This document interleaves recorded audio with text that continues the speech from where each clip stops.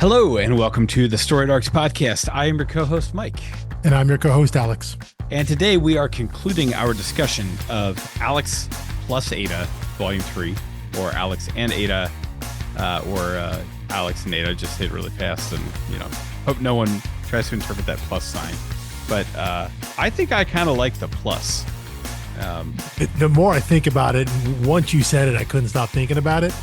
And I because that gives a different connotation, right? Like, and so, the Alex plus Ada, there's a reason that's different than Alex and Ada. They're not exactly. It's not a buddy cop movie. Yeah. And so thinking of it that way, and knowing that there is a different connotation to that, and then going back and looking at the title design again, and with that in mind, thinking, wow, that's got to be intentional then, right? That's how I'm thinking about it. Even going back to the the first issue, it is a story about Alex, and on the very last page, plus Ada. Yeah. And as the story progresses, it's more and more plus Ada. It ends up being, it really does end up being like an equation, right? The story, like, in the way that, to steal a line from Jerry Maguire, like, she completes him, right? It's the addition of the two. Yes. Otherwise, why not just go with an ampersand? Why not make it Alex and Ada? And again, it could totally be just a stylistic choice that it just looks cooler, but it's the kind of choice that, if it were intentional, I could totally see why they would do it and what sort of underlining meaning they were trying to get across just with the title design. So I am now on the side of Alex plus Ada. I like that a lot better. Yeah. And would you call this a happy ending? I mean, obviously the very last page, but it feels like it's a little bittersweet. It's definitely bittersweet. Yeah. I do think as I read it, and I remembered reading this before, and I remembered that, I remembered her little ploy and that it got him out of some jail time. But reading it again and kind of misremembering the way I did, I was stunned that he served his full sentence. It's 25 years, and it just passes like a Wes Anderson movie. Yeah, it does. It does. I mean, I'm going to say yes, it is a happy ending. It is not the stereotypical storybook ending, right? Sure. Because that would be him getting out, not the full 25 years, probably when he's a little bit younger. Maybe that would be getting his sentence reversed when the laws around robotics changed. That would be like the storybook ending, I guess. But it's still definitely, I think it's meant to be a happy ending, because ultimately this book is a love story. It's a relationship book. So they end up where you want them to be, just maybe not quite in the exact circumstance as you would have played it, as you potentially could have played it out. But it's definitely happy. It's meant to be. Alex is meant to feel complete after all of this. Yeah. That's true, which is another argument for the plus sign. Yes. But okay, so I feel like there are several plot twists that happen in this arc. Okay. And I think mileage varies on them. So I think, the big plot twist is that she found a way to kind of bury her sentient personality. Yeah. And truly cloak as, which I thought that was the good twist. That was the main twist I remembered from the series.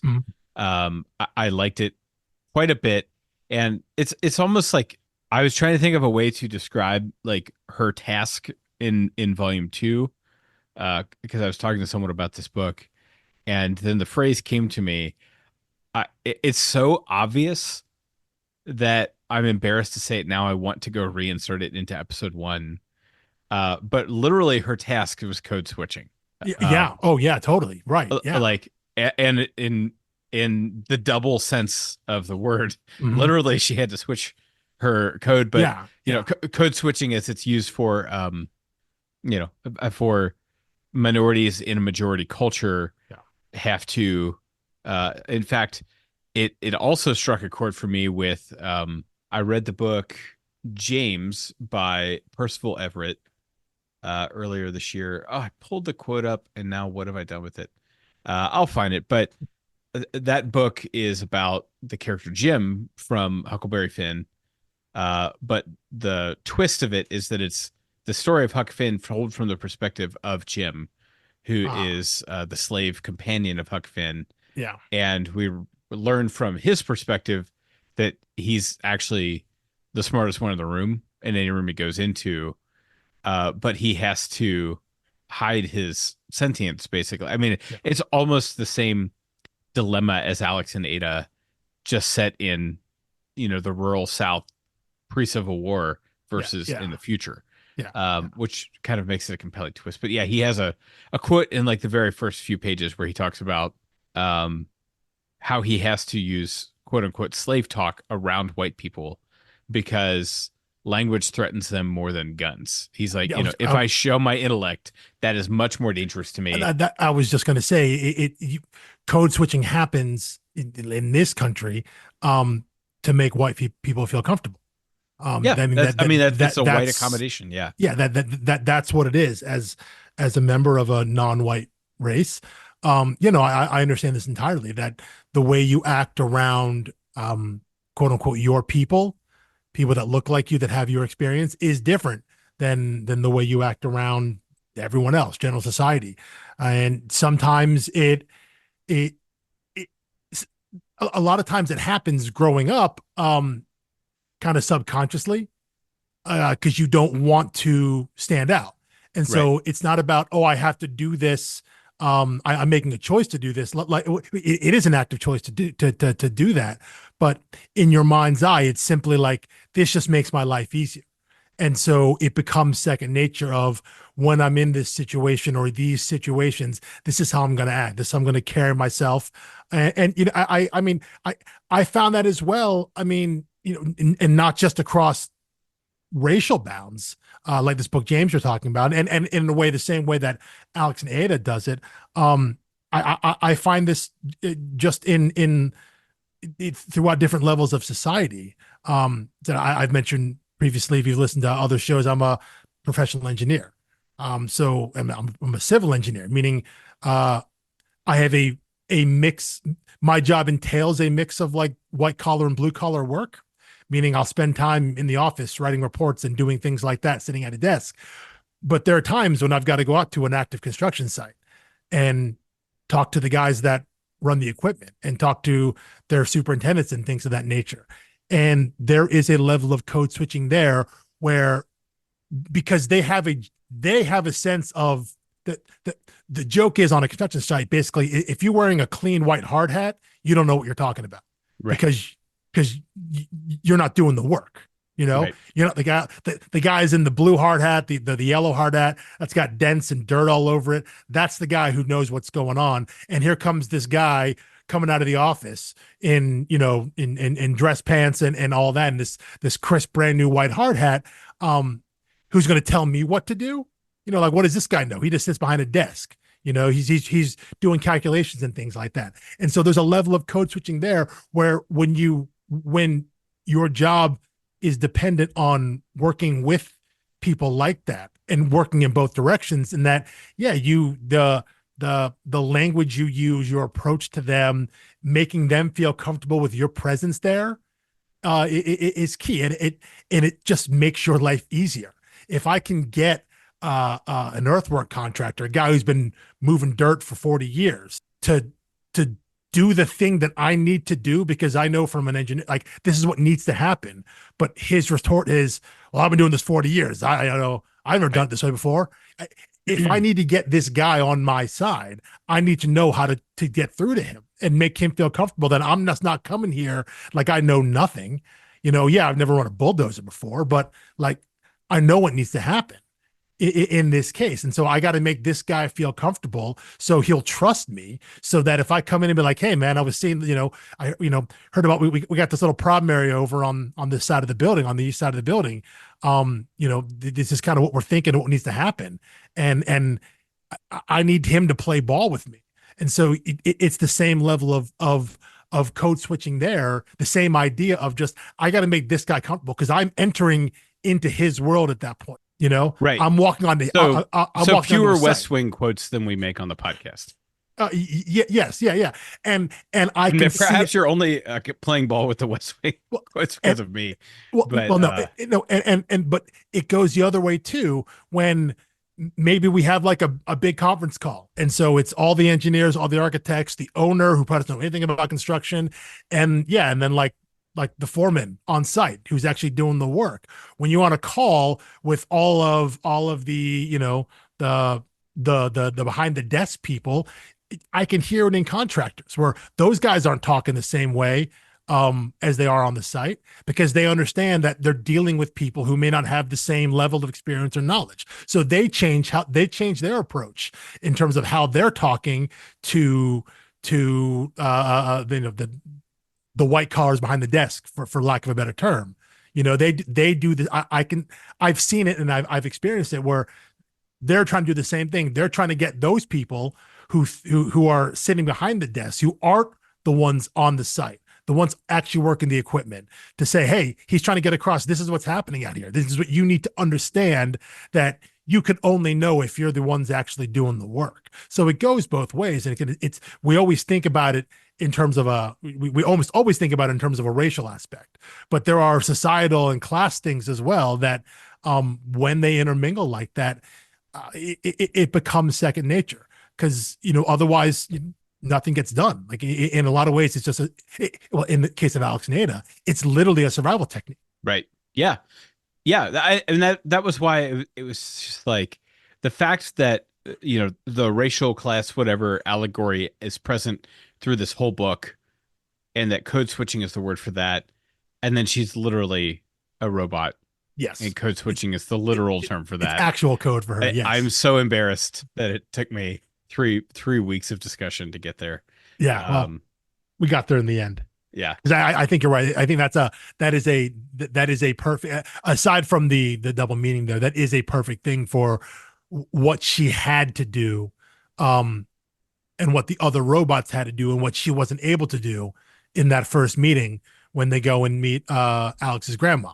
well, and yeah, and I think the really potent, like, it almost makes me wonder if the book is really about code switching, and like, surviving as a minority in a majority culture, um, because she, in volume two, her struggle is like, well, why can't we go out? Why do I, I think she felt a little bit of like, why do I really have to pretend to be so dumb? And Alex was trying to explain to her, like, I mean, you can not, but there are consequences. And she like didn't really wrap her head around that, um, until the consequences started to feel real. And Yeah, I yeah, think I would imagine, I grew up, suburban white American, have not had to do any code switching other than, any racial code switching other than what the type you're talking about, on the in the workplace, or uh, places like that. But um, I can imagine that if I were growing up in an existence where it's like, yeah, anytime we leave the house, we got to switch, how we speak, how we act, how we do things. If I was a teenager growing up in that setting, I'd be like, well, why? yeah. I think I would feel the irresistible urge to push that boundary and see what the consequences are like. And they can be severe.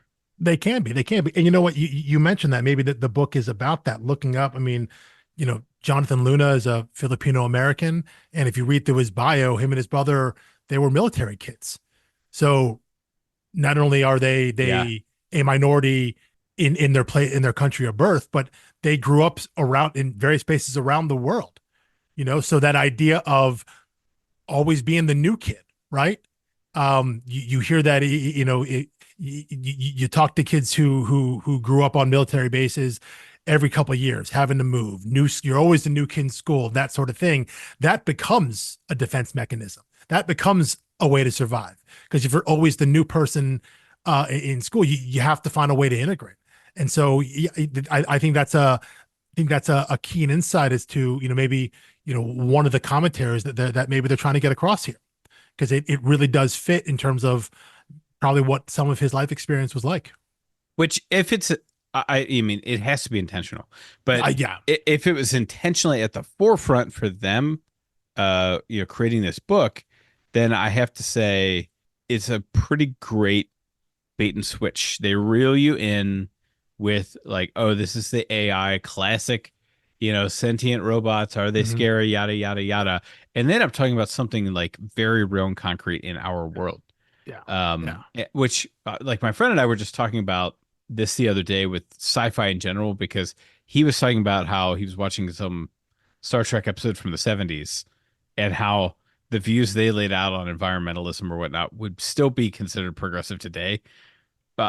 Which is like we could talk a great deal about how regressive our country is on certain things, but it was meant to be in praise of how the futurism of Star Trek. It was like, Sure. yes, space is the setting, but like this is really the place where we confront the modern world's issues while also dreaming about the future. And we were kind of saying like it seems like modern sci-fi mostly borrows like the cosplay of like old sci-fi. It's like, yeah, we'll set it in like, space and there'll be these factions and whatnot, but they don't always have something to say. And there's certainly a lot less looking forward. There's a lot more commentary on the present or That commentary on the past. that's what as you were talking, that's exactly what I was going to say.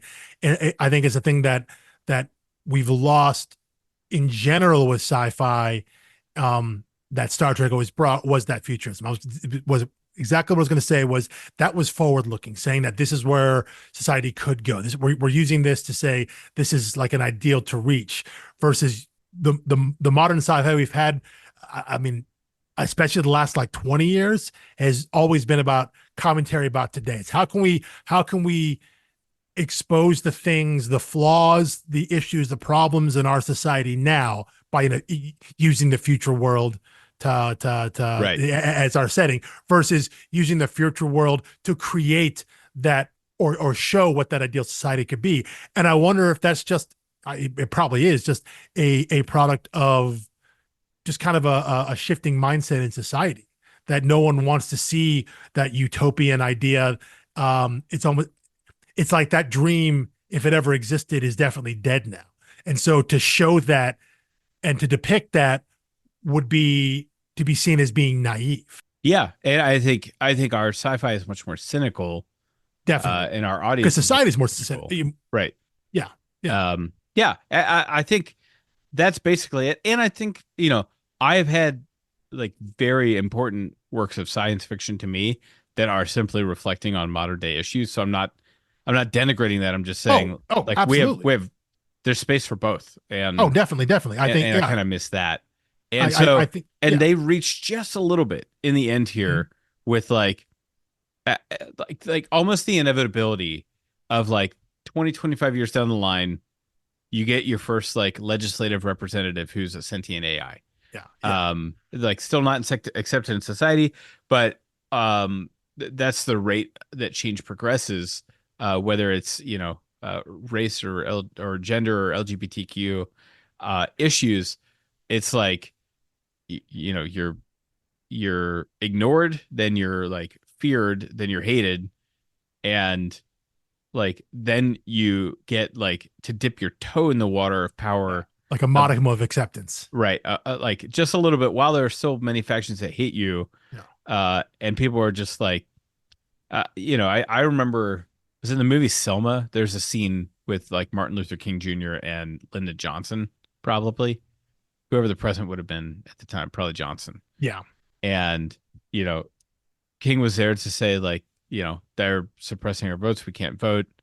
They've come up with all these tactics, like guess how many jelly beans are in the jar. Like they were doing like really crazy stuff.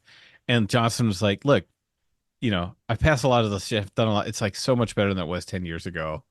Like, I think he's basically saying, like, can I just come up for air? Yeah. And Can I get a like, break? Yeah.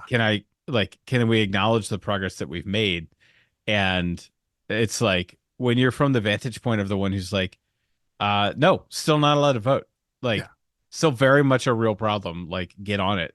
Oh, yeah. No. And when that one sentient AI person was at the end saying, it's one of the main characters from the cafe, but she was saying like, no one has said sorry or tried to make like Yeah. amends Yeah. for Mhm. all of the wrong and the prejudice that I faced.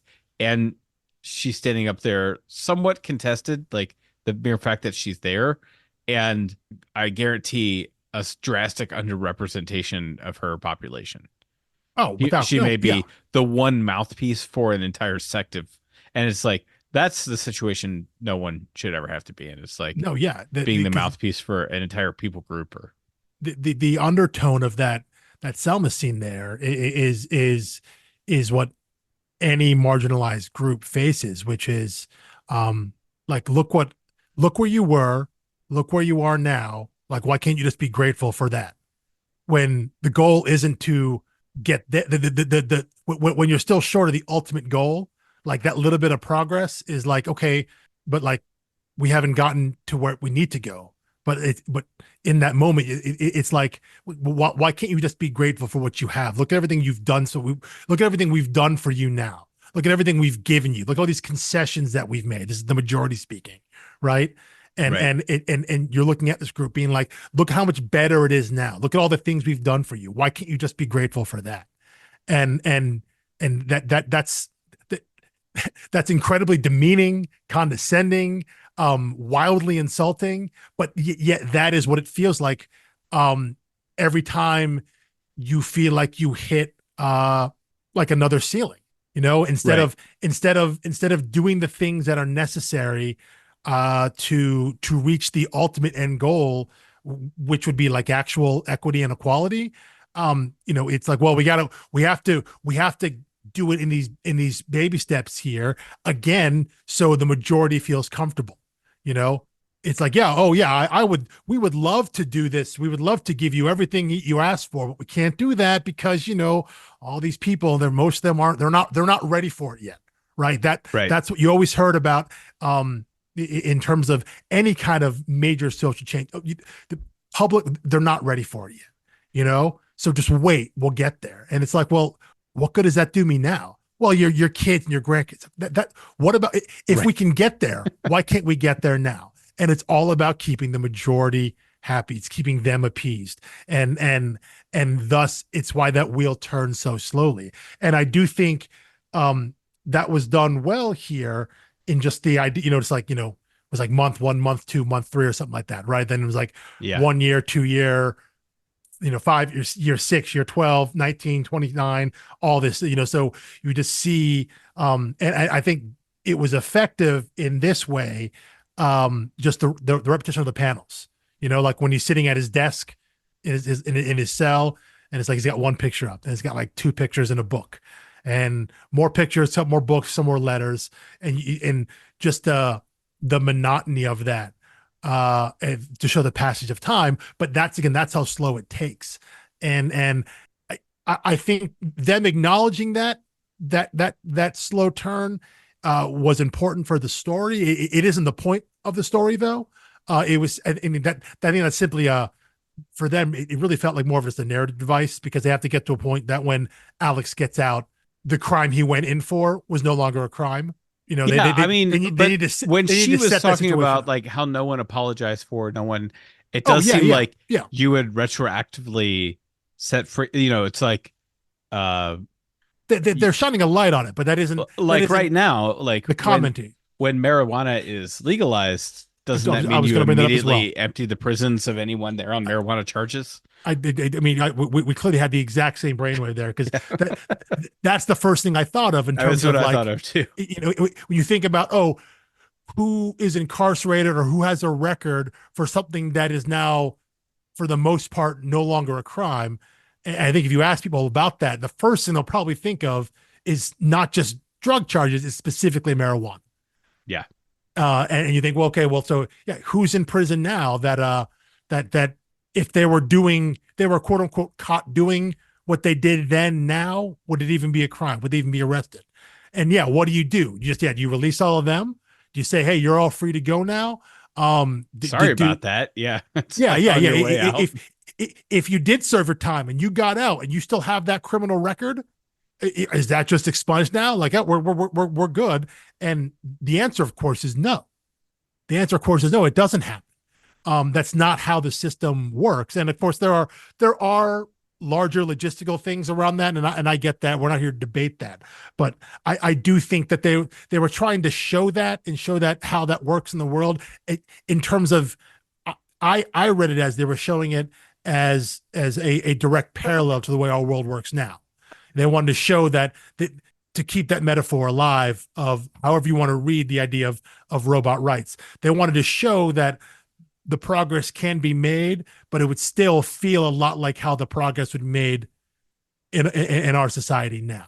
So it wasn't the point of the story, but yeah, I think it was important for them to show that kind of, yes, there are potentially better days ahead, but it's going to take a while and it's not going to be perfect. And some people who were caught in the middle of it still going to get screwed over. And there's no recompense for that. There's no retroactive work to say, oops, are bad. It's like when these new laws come into effect, it's a clean slate. It's as if nothing before mattered. All that stuff still happened, and it's just a clean break now going forward. We're not looking back. And I think that's a reflection of the way our world actually works, our society actually works. Yeah, I think it is an optimistic book. Like I think they're very much in the real world. They're realists, they're pragmatists, but I think they're saying like, look, the reasons things don't get better faster are crap, but things do get better. Yeah. And even as society evolves, new problems emerge, and the rate of change for humans stays about the same. Yeah. It's like Yeah. it took about 25 years to get, like, you would think that in a future, slightly future world, um in a slightly future world, we would, like, everything would be faster. Like humans would adapt to things faster. We would accept social change faster, yada yada yada. And like, I would compare like the timeline of, like, Jim Crow and everything to voting rights was much longer than when, like, there was a big social push for um gay marriage rights, and then it went through. That being said, like, people have been advocating for gay marriage for more than 50 years. But Yeah. Yeah. like, Yeah. I remember 20 years ago, it was just barely starting to become like a regular political debate, like in presidential campaigns. And it was like at the beginning of Obama's second term. Uh, I think the point I was going to make there is it's yes, there are always people fighting for it, but at what point does it become a topic that can even be broached? Marriage equality was one right, of those. Marijuana legalization was one of those. People have been fighting that for years, and you see the tide is turning. But when does it hit a critical mass point of like, okay, now this is now on the table, and now that it's like, when is it acceptable to even talk about for it to then? That's when the wheel starts turning. Like that's when the clock starts. Even though you're right, it's something people have been fighting for forever. But at some point, it has to reach a level for it to even be allowable to be discussed. Allowable is a bad word, but you know what I'm saying.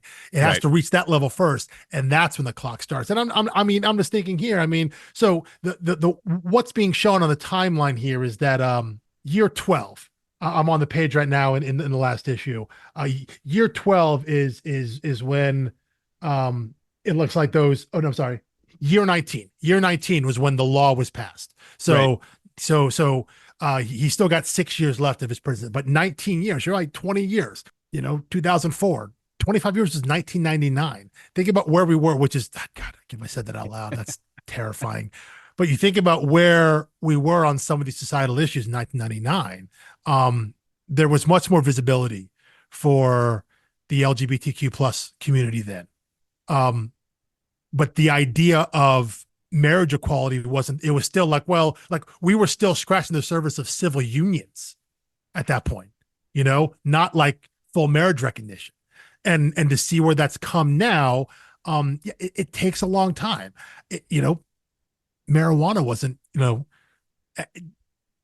25 years ago, like it was still If you asked me considered. in high school if that would ever be legal, I'd be like, no way. No one's Yeah, even no, talking about it. Like, that was never yes, in like the Bush Gore debate, the Bush Kerry debate. I don't yeah, think it was in the Obama McCain debate. It's like, just, it was, and it was like the big knock against Bill Clinton was that he had yes, had it once. Yes, yeah, yeah, and he didn't inhale. which Like that he was did, that yeah, was he that was didn't a inhale. that was a It's like, massive news story. Brett, but does anyone in the country believe he only had it once and then he didn't inhale? But it's like, even Yeah, still, the fact that that line is burned into our brains. And I was like too young to care about that yeah, at yeah. the time. But it was a thing. But I guess it's one of those things, though, that I was a little older than you. I was paying attention at that point. That's like 92 was the first election I probably really pay attention to.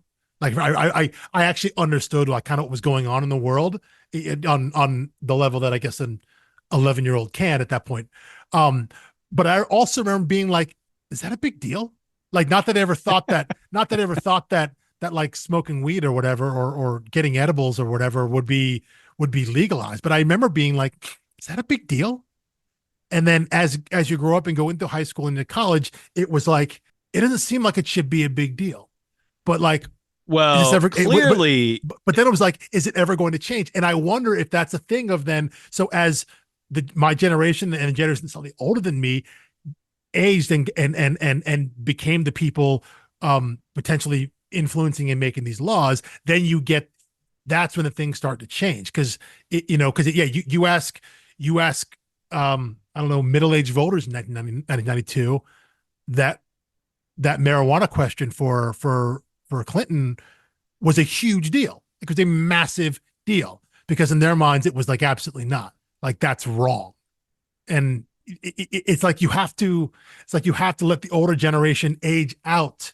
Um, of power, right? yeah, yeah, yeah, Because because it's you hit a certain age where yeah, persuasion doesn't really work yeah, anymore. yeah, and so it's less about changing society's mind, and it's more just replacing the people who make the decisions. Right. It's like you that it isn't that the people in power had their minds changed. It's that the people in power are now the ones who grew up with it, not thinking it's a big deal.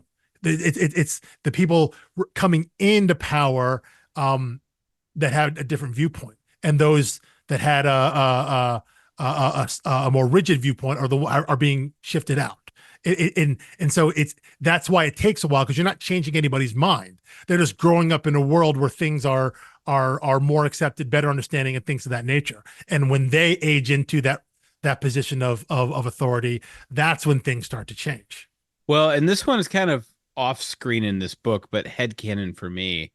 What you're describing, usually the people who change the younger generation's minds are the strongest opponents of the idea because they will Yeah, overreach with their crackdown, yeah, like yeah, they did in this book. and They yeah, crack down yes, too hard and they end up creating empathy for yes, the sentient AI. definitely. And for my generation, you're talking about how you were wondering, is that even a big deal?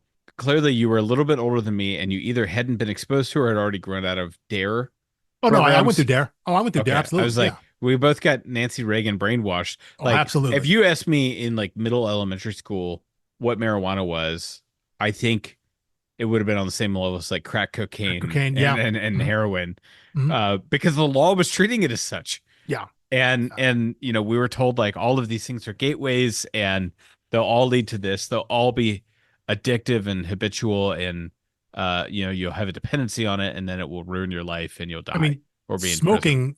smoking cigarettes was a gateway to crack. Like Oh yeah. that's basically what it was. So no, yeah, it is. You're right about that. You get these like wildly draconian measures that you're right. They creates empathy for whatever group is being persecuted or being targeted. And you're like, what is that necessary? And then that's the spark of like, well, clearly it's not. Like there's a massive overreach there. And I guess it does happen off panel. I guess that you are right. You're I'm meant to. assuming I'm filling in the Yeah, gaps. yeah, They yeah, overreached and then change yeah, happened yeah. 19 years later. Yeah. And I think even something that Alex says when he gets out of like why he served the full 25 years, it was like, well, he got the maximum he could have gotten for. I mean, he For the could have gotten. charges that stuck. Yeah. Yeah. Obviously he skated on the non-sentient thing, but he thinks Alex thinks that it was he wanted to make an example. We're going to throw the book at this guy and show this is what happens if you do this. And what I think is so one of the genius things about the book, I think, is when he gets out and he goes to the whatever the implant store, like no one knows who he is. You know, Right. when he starts asking questions like, "Where have you been living under a rock?" And he's like, "Yeah, kind of." You Basically, know, yeah. yeah. So for a short period of time, he was probably the most famous person, you know, in the country because he was Hmm. the face of robot rights. Probably, you have to Well, assume. see, I just assumed he was one of many that got rounded up, but I Well, mean, well, no. See, I I think the way it's meant to be read because of the video of Ada on the National Mall, because they threw that one oh, out right. there, and so she became known, and because he is And the connected to coverage of her, his trial did seem like it was TV coverage of a trial. Yeah. exactly. So I think the way I read it, and I think the way it is meant to be interpreted, I believe this is that this was a big time. Like the federal government put him on this, put him out there on a platter and be like, "This is what happens if you do this," and we're making an example out of him. And then in a handful of years, nobody remembers, you know, and maybe that sort of thing is another another bit of fuel onto this fire of resistance of the rise of robot rights. It's like, what, this is what this guy got for allegedly maybe being with a sentient robot that you couldn't even prove was sentient, and this guy gets 25 years for that, you know. um the people on the other side, or people on the fence, may have looked at that in conjunction with the what was it, Project Avalanche or whatever the hell they called it, Right. you know, the crackdown. They'd look at those things together and be like, hey, what are we doing here? And maybe it's another thing that helps kind of light that fire to help motivate, so you know, societal change. But yeah, he comes out of it and like no one knows who he is, because by the time he's out, the law has changed. As we said, the thing he went to jail for is no longer a crime. And so you forget about him. He's not important anymore, you know? Yeah. Well, Yeah. and it's not one of those things where there were like activists in swarms trying to, argue and get him out of jail Yeah. because the cost of being an activist, like the only reason you would be an activist at that point was if you had sentient AI. So you're kind of Yes. telling on yourself Yeah. if you Yeah. step up and say, "Oh, I think that Yeah. treatment of Alex was too Yeah. harsh." It's Yeah. like, "Cool, you're on the watch list." Yeah. The activists are out there marching for the general sense of robot rights and sentient life. They're not campaigning for him. They're not trying to get his thing overturned. They're trying to get the law changed overall. And yeah, you know, much like the one AI, you mentioned, you know, 25 years later, she's like, I'm still waiting for an apology. You know, she was the one that they captured and basically forced into hacking into the virtual forum that ultimately, you know, kind of put everyone on the in the direct crosshairs. You know, much like her, like when Alex gets out, there's no one being like, by the way, sorry about that. Like, sorry, we took 25 years of your life, you know?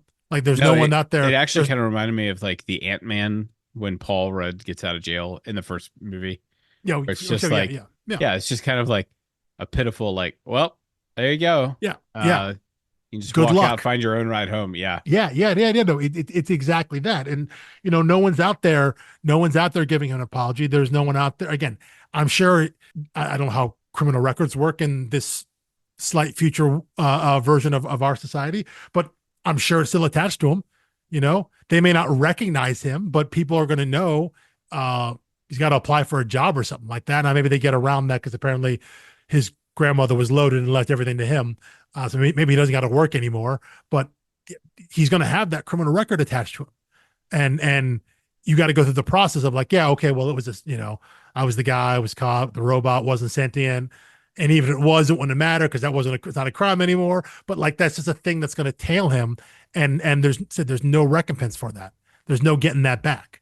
He's stuck with that and he's saddled with that for the rest of his life as he now tries to re-engage with the world that caught up to him where he was 25 years ago. Yeah.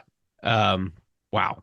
Uh, I feel like we got a lot socially heavier on this one than we probably meant to, but I think the book kind of demands it. It's like I could see a like I bet if I went and read like on Goodreads or Storygraph or somewhere the like 3-star reviews of this, I think it would just be about robots.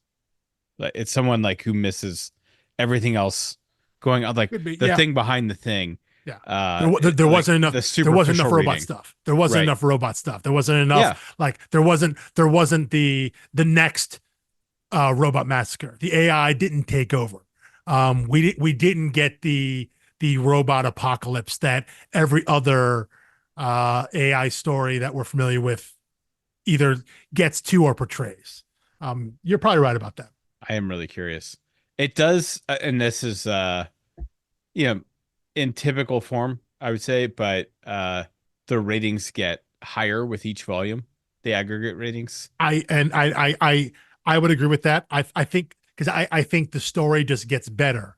Um, the things they're trying to do, yeah, and I think the messages they're trying to get across, the commentary they're trying to get across, whether you catch it or not, I think they just get the ideas get better as the story goes on. Yeah, I'm trying to skim now. It's driving me crazy. I'm like, the 3 stars are what I'm like most. I'm like, I don't care about the 1 stars. The one star, yeah, someone Um, just didn't like it, but someone who made it all the way through, but was like, this wasn't what I thought it was, and something like that. Maybe I don't know. People weren't maybe not expecting this to be just a love story.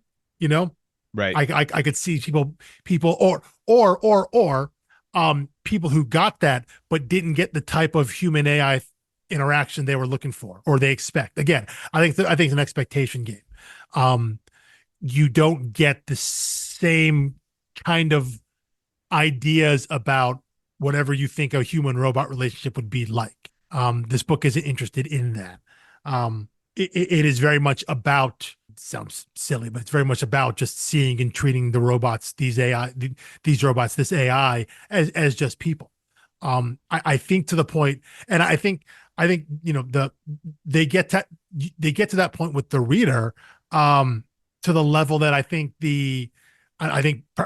probably the worst scene and the scene that works the least for me was when Joseph shows up at the house and confronts Ada. Oh yeah. I I mean, it was mean, weird. yeah, Um, yeah, yeah, and it felt like a scene from another book. it did, and I understand what they're trying to do there. I think that was very clumsy storytelling. Um, I mean, that there is also the depiction of violence there is, I don't want to say gratuitous, but it is. You're right. It feels like it's out of a different book, and the whole scene is. You're setting up what that Ada doesn't feel safe at home, but I get that you can do that in a way where she's not going to feel safe. Like the police raid the house, like in the next issue or whatnot, a few pages later. Uh, and then it's also to get Joseph to be like confused about robots because this robot retaliated and had a chance to kill him and didn't because he smacked her, and like that Right. changes his whole like that's what's going to change your worldview. Like and so that that that whole sequence and Joseph's little mini arc there did not work for me and felt very just kind of ham-fisted. Again, I understand what they were trying to do, what the intent was. I just I don't think it landed at all. But I think Yeah, I would say it was a near miss because I do think there was an interesting thing there of her identifying like, oh, when someone abused me and I'm sentient, I actually did want to hurt him.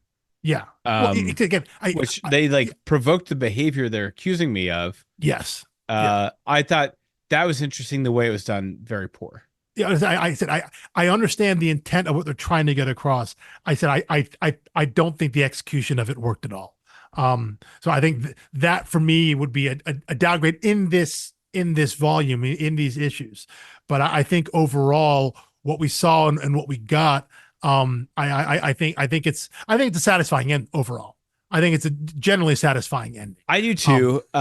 The other twist that I was referring to before, which I just totally forgotten about because I got so sidetracked with the twist we were talking about, but the twist that it was not what's his name who turned oh, Alex in, it wasn't Joseph. it Yeah, it was was what's her name? Not Isabel. Isabel, Yeah, right? the Who girl he that had just clearly, like turned down at the, she yeah, wanted to hang out, and he was like, yeah, I'm busy, but yeah, we'll get to it. She gets mad about it. She gets yeah, a little dirt on Ada. yeah, She's like, I didn't know it would go like this. I was like, it was an interesting twist that someone turned him in rather than he yes. screwed up.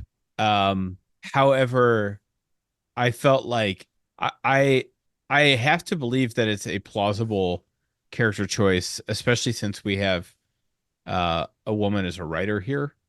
But I think had a man written that, it would have been a real record scratch of like, oh, look how catty she's being about another woman. Yeah. It felt a little like I yes. CW. Um, You're right. There's it's a little icky. It's a little icky. it's just reductive of a character that we don't know well enough to judge, Well, which and I think means that's all we know about her character is I think that she's that I way. think that's part of it too, is the idea that we didn't spend enough time overall with his friends, but I think specifically with her, um, like maybe one scene at the party, and then She's and like technically in, I at think, three at or the first four, but party, his birthday party, right. but then we really get her intentions in that when the other friend who's in the military gets his new leg, that's kind of the Oh yeah, blow yeah, up. yeah. But it's like, well, they hadn't seeded enough. I don't think they had seeded enough to really have that land there. But you're right. There's something a little icky about being the I mean, not even like jilted ex girlfriend, but the the the girl who's carrying the torch for Alex, Right. you know, and feels jilted, feels on the outside, feels ignored. It's not great there. Um, I'm with you. I like the idea that in general that it was one of his friends who turned him in, thinking that they were trying to help him. And maybe that would have worked better than Isabel's thing of like, well, I was trying to help you, and maybe this Make you could more mean, available for yeah, me, right? It's like, we could get together. Yeah. get So over yourself. That's like, yeah, it was a yeah, little middle school. yeah. It's like And there's again, I'm not saying there aren't adults who behave that way, but definitely I yes, want to feel sorry for the person who does that. yeah, And I couldn't do it because all I know about her is that she's the worst. yeah. So if the motivation had just been, I thought you were in danger and I thought this was the best option, um, and I didn't think it would turn out this way. If it was just that motivation, I think it lands better. But having the other subtext of, and I thought that would mean that you would like me and we could be together. That's the icky part of it. Yeah. Yeah. But that being said, it technically worked as a twist because I didn't see it coming, but also like I didn't really care. Yeah. It also wasn't set up for you to It think that wasn't, some, yeah. yeah, he wasn't sitting in his cell like, they get us. Who turned Yeah, me yeah. in? Yeah. He wasn't stewing over the fact that um someone betrayed him or how they catch me or whatever it was. I think because in his mind, I think he saw he had lost Ada. I think at that point, I would assume throughout the whole trial and all that stuff, he was completely resigned to whatever fate he got. Like it was almost like I've got nothing else here because his last moments there, he thinks Ada is gone. Um, so I don't think he's concerned about how he got there at that point. I think it was just resigned to his fate. This is what it is. This is where it's led. Um, I'm I imagine whatever whatever lawyer he had or hired or got, his directions were like, I'm not going to fight this. You know, like Right. I doubt the defense was super robust. I imagine the defense was like try to get this guy the least amount of years possible and not try to get him acquitted of all counts. It was just like, just I'm going to try to get you the least amount of time. But Alex, I'm sure, was like at this point, like whatever. Like he'd almost given up. Like he reverted back to the Alex we saw in the first volume, who was just stuck in a rut and no way out. It's like he had accepted he was going back to that because he had nothing else. That the one thing he had found to live for wasn't there anymore. Okay. Yeah. That is a more correct read. Like, I think I was kind of reading it like Toby season 7 of The West Wing, where it's like, oh, like I know I'm on the right side of this, so I don't mind like burning with taking the righteous fall. Oh, indignation interesting. and Okay. taking the fall. Interesting. Okay. I do Okay. think what you're saying is more justified by the text, like because he did just Yeah. go back to being as if none of this really ever happened. He's just as Yeah. Yeah. miserable as he was after Claire left him. Yeah, exactly. Yeah, and he feels, well, there's nothing else here, so might as well go to prison and just kind of accept that fate and be done with it. It's kind of it, you know. Yeah. Yeah. Um, all this said, I really like the series. I'm really glad we discussed it, and I suspected there was like more under the surface to this series um than like a superficial reading would grant you. And I think on the superficial level, it's like I'd be fine. And I think like if they ever like made a movie of this, the crappy director would be like, "Oh, look at how advanced the AI is," and like really play up the romantic tension and the drama, and would like add a flashback or something with the Claire times and get Ada jealous and like, show all these like love triangles. And it's like, guys, you're really zooming in on the uninteresting part of it.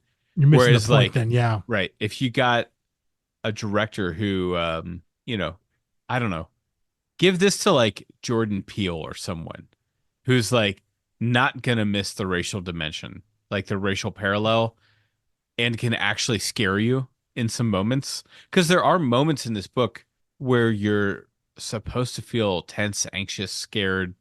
And I would say I very rarely felt that way, but I could tell when they wanted me to feel that. Oh, that's good. I can see that. I can see that. Yeah, I don't, and I think that is a maybe an overall weakness of the book, and I think that's why that scene between Ada and Joseph feels so out of place, because that's like the most dynamic stuff that happens, like those kind of pages there, and so it there's something about that you understand that you understand what you're supposed to feel in that moment. And I think you do, even though, again, I said before, I don't think it was executed that well. You do in terms of the specifics of that scene, but you're right. You get the anxiety and the fear that's happening in those scenes.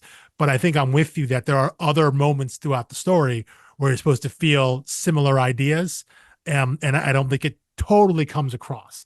Like, I don't think you, like when they go into the, the virtual form kind of later on, like after Yeah, that's Project Avalanche is supposed to first announced. be like Yeah. the Dobby running into the room of requirement saying that Umbridge is on the way. Yeah, Um, and like this was in volume two, right after Project Avalanche was announced, and Franklin was like, yeah, we're gonna go, into a private room and talk about the end of the world or something like that. Like, I don't think you feel the anxiety that those characters are supposed to be feeling. Like when those four robots are sitting in the private room, one of the early times we see Ada in a scene without Alex, and it's just them talking about, and that's what they're talking about, Ada, of the idea of running away and moving out on her own and getting into a place in New Mexico or whatever. I don't think you feel the tension that I think they want you to feel. I think that's just it's that that emotion is kind of what's, I think, missing in some of the storytelling beats. That it's not quite fully baked, not fully formed there. But you can read it as to, I think, what you're supposed to feel. You understand that you're supposed to feel anxious about this. You're supposed to feel on edge, and it doesn't quite come off in some places. yeah. Yeah, and if it were a suspense book like by genre and it was failing in that way, that'd be bad. As it is, it's just kind of like, if they picked up an extra element of storytelling with it, great. If not, that's not what we're doing here anyway. It is not the focus, but I think ideally as a storyteller, you want to successfully kind of translate the emotions of your characters onto your readers. You want them to feel, you want the readers to feel what your characters are going through, your main characters. You want them to be empathetic with what's happening because you have an understanding of what they're going through, because you've gotten that across in storytelling. Even though it's not a thriller, the moments when Ada is in danger, when Ada and Alex are on the run, you need to feel that tension, for I think the story to really truly fully land. So I think that's just it's not. I don't know if that was a focus of what they were going for here. It just seemed like that fell. It felt like they were trying to get that across. It didn't quite get to the finish line on those parts. Yeah.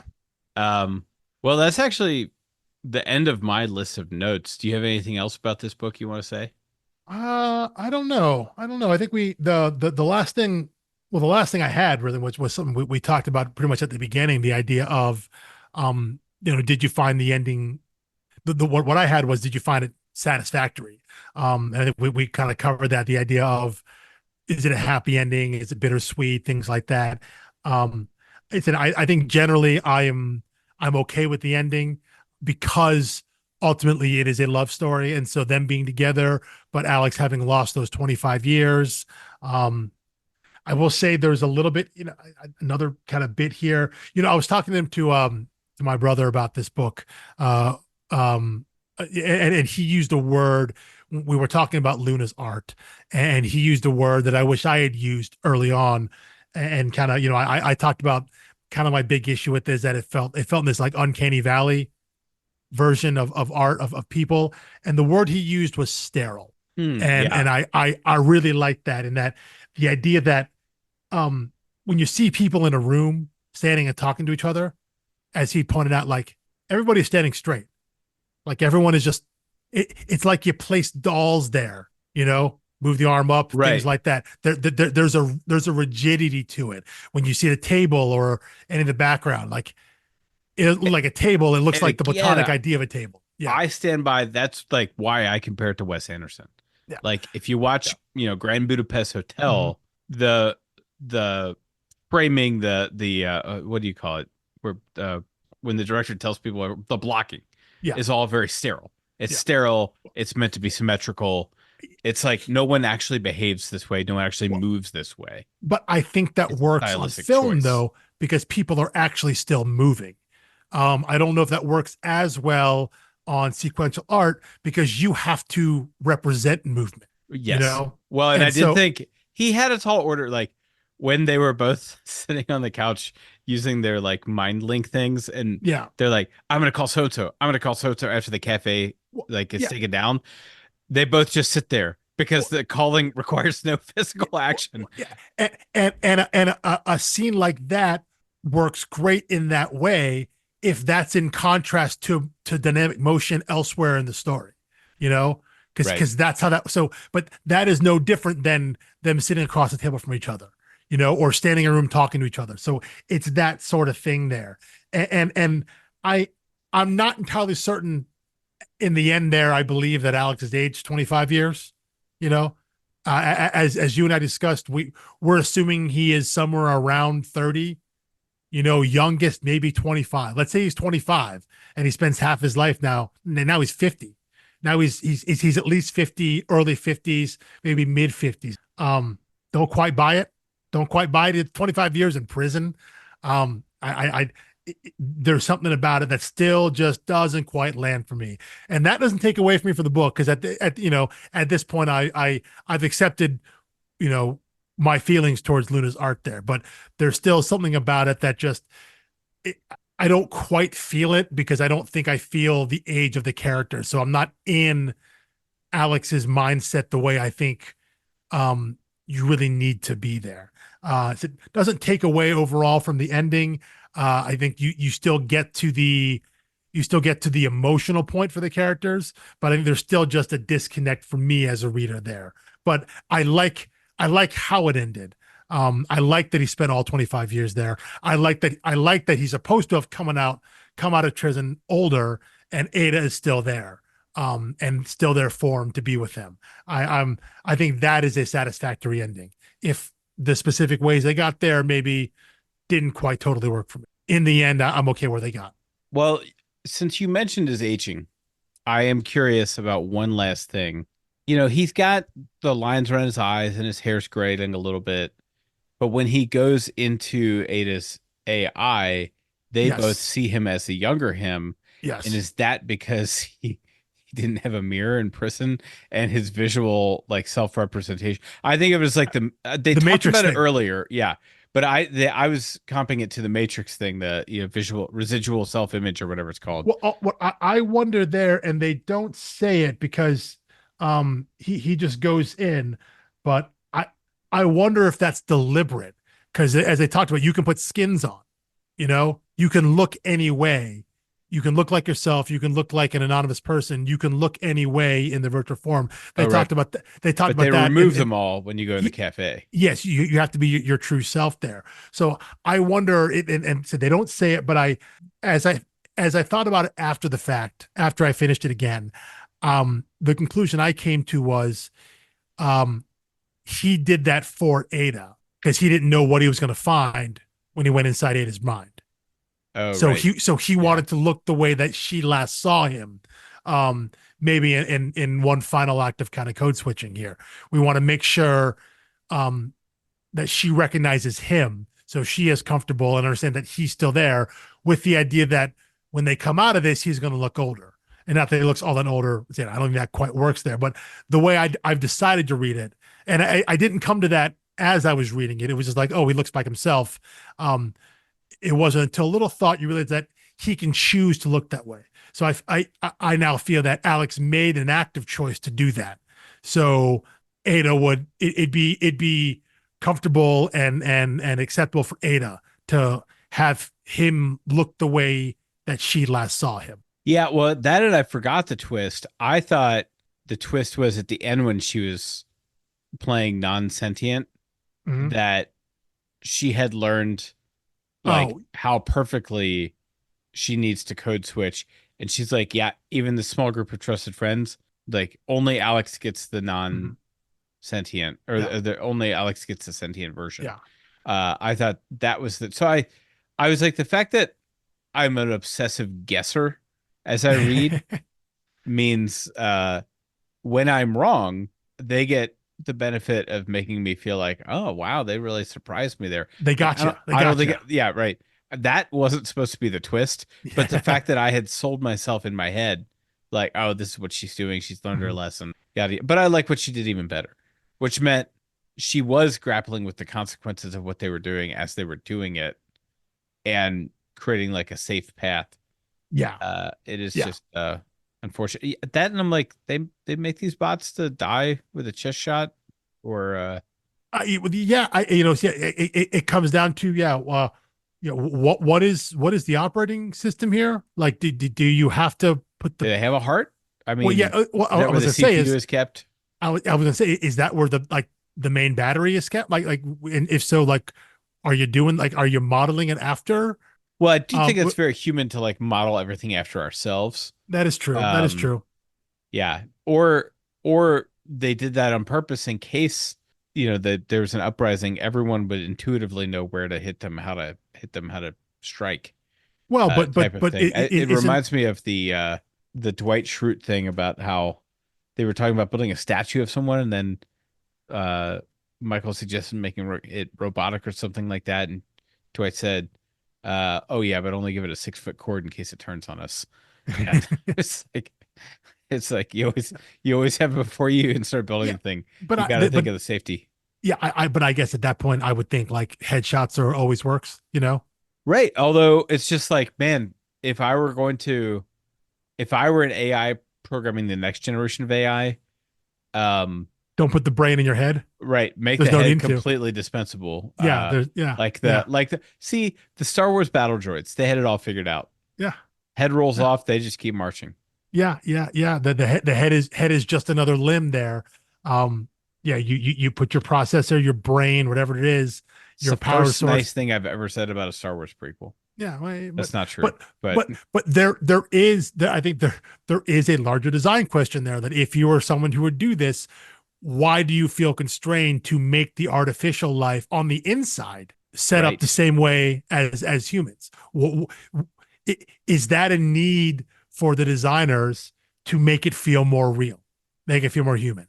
That if you put the brain somewhere else, because it doesn't have to be in the head, if you put the quote unquote brain somewhere else in the body, somewhere in the chest cavity or whatever, because there's a bunch of open space there, um, does that make it less real, even though it looks real on the outside? Is that a necessary component for actuality. Um, I don't know. That's an interesting question because yeah, it does seem like I don't want to say inefficient, but also like if you're building this thing from scratch, wouldn't you just find the most efficient way to do it? Right. Well, that's what you would think, Yeah, unless they're thinking of safety precautions. But, you know, the best safety precaution would not be giving it sentience and then putting a block on it that's removable. yeah. We've gone way past that safety bridge. Miles behind you at this point. If you're creating, machines like the X5 here, we've that ship has sailed a long, long time ago. So, but it is an idea that that I think comes up when we think about any sort of AI sentient robot, even in the stories of like robot apocalypse or whatever. It's just yeah, they're meant to look human on the outside, but who's to say that it has to function the same way on the inside? Right. But it always does, though. They're always built that way. And I wonder if that's the idea of creating something in your own image. Like I mean, it has to be. literally. It's the vanity. Yeah. Yeah. Gotta be. Yeah. It's vanity or naivete birthed of vanity. Combination of both, probably. Yeah. Yeah. So anyway, all right. Well, that is actually all I had to say about the book. Yeah. But I would say like volume one, 3 stars, volume two, 4 stars, volume three, also 4 stars. It's like I Yeah. think it Yeah. starts slow, it gets pretty good, it stays pretty good. Yeah. It's never gonna be like one of the all-time must-read comics, but I think if you're into like the indie comic medium, I do think it's what's one tier below essential reading. Yeah. So, It's like it's like if you've been around long enough, you should have read this, is how I what's feel.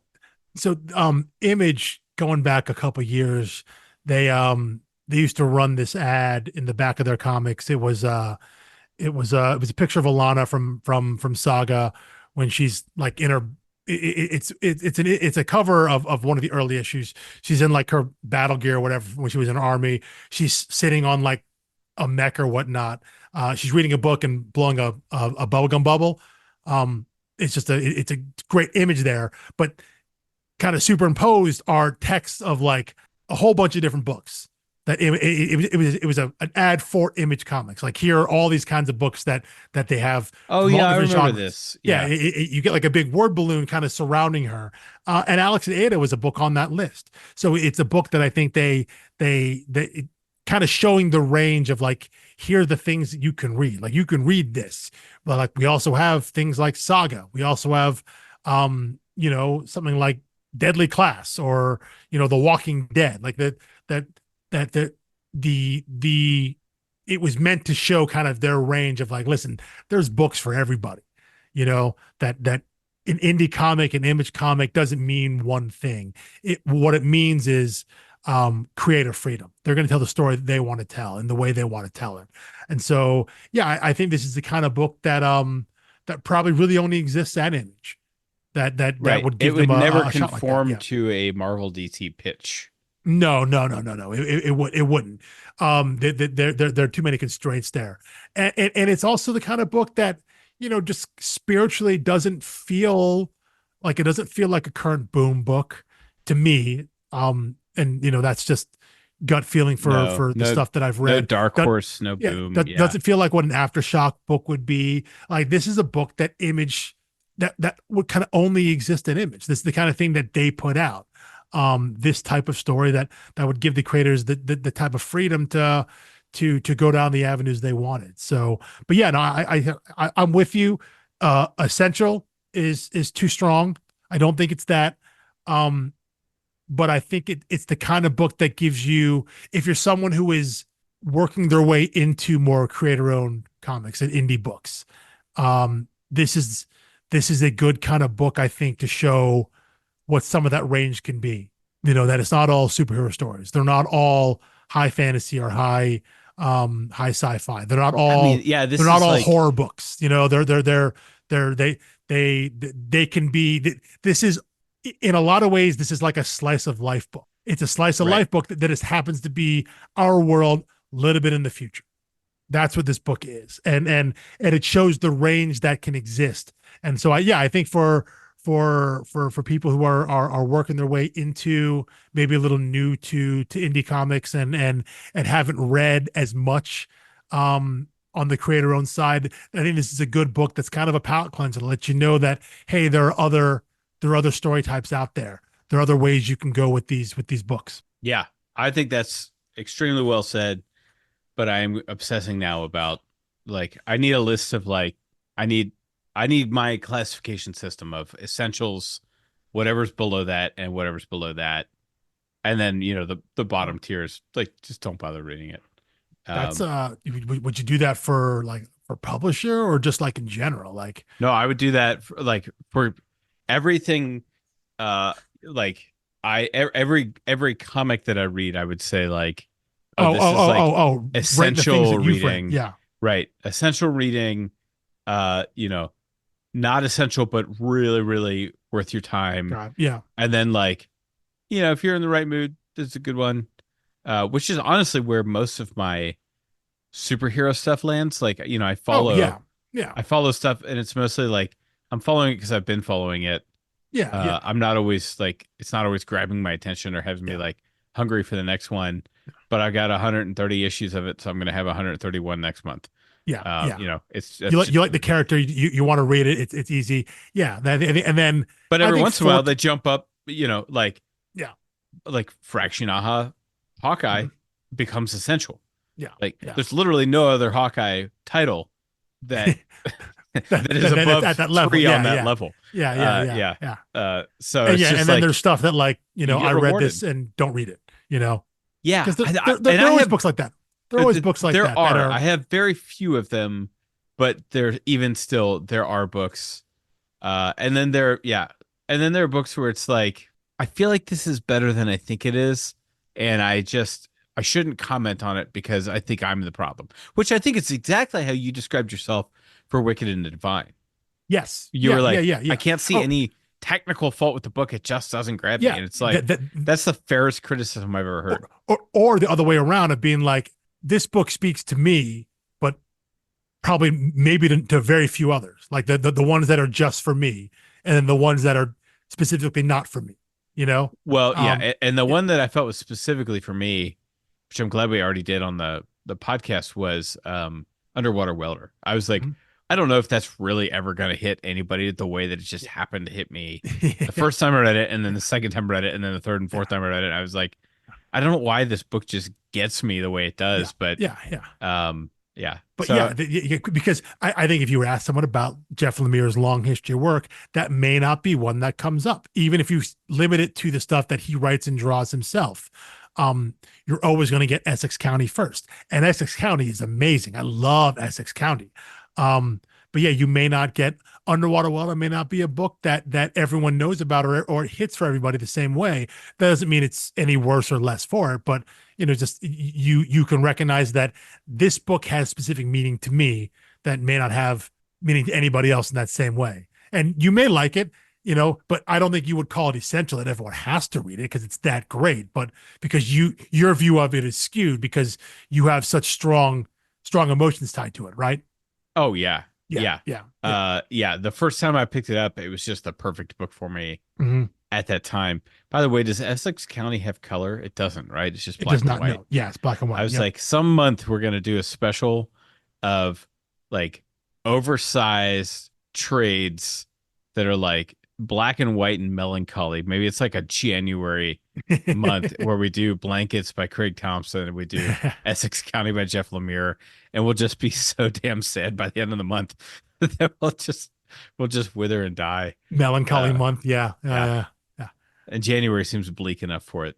Yeah. Um, so anyway, thank you all for listening. We will be back next week with I I venture to say the most excited we've ever been for a new It- season. yeah. It's going to be a little curveball.